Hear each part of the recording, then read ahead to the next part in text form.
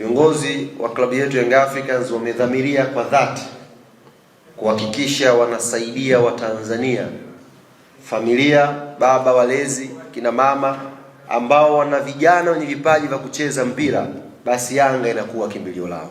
Furaha yangu ambayo niliwaeleza mwanzo, ambayo imebeba pia jambo la leo, ni kuona pia kijana mwenzetu wa Kitanzania kupitia kampuni yake ya M1 ambayo inajishughulisha na kutengeneza kahawa, na wenyewe wamechukua juhudi kuja kushirikiana na klabu ya Young Africans kuhakikisha vijana wenye vipaji vya mpira wa miguu hapa Tanzania wanaipata hii fursa ya Yanga Soccer School. Sisi tunayo furaha kubwa sana kaka yetu Leo Mendes kwa uamuzi wenu kama M1. Tunajua yake mlikuwa mnaweza kufanya mambo mengi kama taasisi, lakini mkasema mnalo jukumu pia la kutazama mchezo wa mpira wa miguu, kuwatazama Watanzania ambao wanao watoto ni vipaji lakini hawana uwezo wa kuwaleta Yanga Soccer School, mkaja kushirikiana sisi.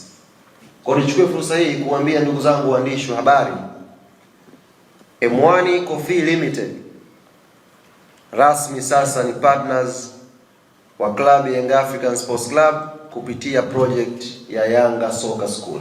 Majina naitwa Leonard Kachebonao almaarufu kama Leo Mendes, ndiye mkurugenzi wa kampuni ya M1 Coffee Limited. Kwanza kabisa ni kuwashukuru uongozi mzima wa klabu ya Yanga kiongozwa na rais kakaangu Engineer Elsie, lakini pia CEO, ile bodi nzima ya Yanga, lakini pia watendaji wote, mnafanya kazi kubwa. Kaka yetu Alikama unafanya kazi kubwa, mmekuwa machampiona wakubwa wa hii project ya Yanga Soccer School.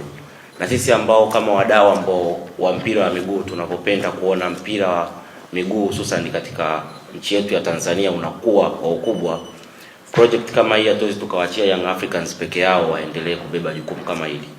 Kwa sisi tunakuja kusimama kama wadau tuweze kuwasupport, lakini tuweze kuwasupport kwenye lengo gani? Ndio tukaja na huu mfumo wa kwamba tuweze kuwalipia kila kitu vijana 10 watakaopatikana baada ya utaratibu aliotoa kakaangu Alikamo hapa. Tutaenda kufanya tournament siku ya Jumamosi. Zile academy na vituo vyote ambavyo wanaamini wanakuza vipaji vya vijana hawa waloko mtaani waweze kuwasajili na waweze hawa vijana waweze kutokea siku ya Jumamosi ichezo hiyo tournament, waweze kupatikana vijana clean 10.